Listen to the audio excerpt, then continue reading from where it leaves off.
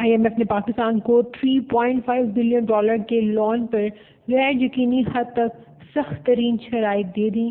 IMF کے مطابق پاکستان حکومت کو بجلی اور گیس کی پرائسز مزید بڑھانی پڑیں گی۔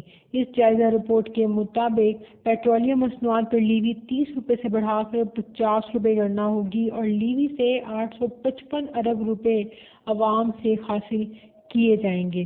اس کے مطابق ڈیولپمنٹ لیوی پوری کرنے کی وجہ سے پیٹرول اور ڈیزل پر عوام کو کوئی ریلیف نہیں ملے گا۔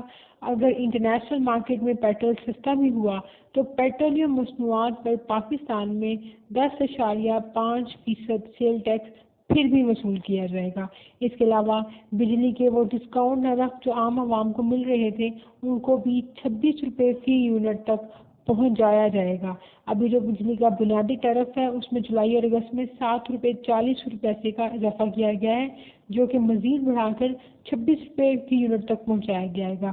IMF نے اپنی رپورٹ میں یہ بھی کہا ہے کہ پاکستان کے اندر ان تمام حالات میں مظاہرے ہونے کا بھی ڈر ہے۔ جب فوڈ کی اور پرائسز اور بجلی کی اور پیٹرول کی پرائسز بڑھیں گی تو لوگ پاکستان کے اندر پروٹیسٹ کریں گے، اور یہ ساری شرائط اگلے ایک سال تک کے لیے IMF نے پاکستان پہ لگائی ہیں، جن کو مفتی اسماعیل نے پاکستان گورنمنٹ کے بہاف پہ پورا کرنے کی کمٹمنٹ کی ہے۔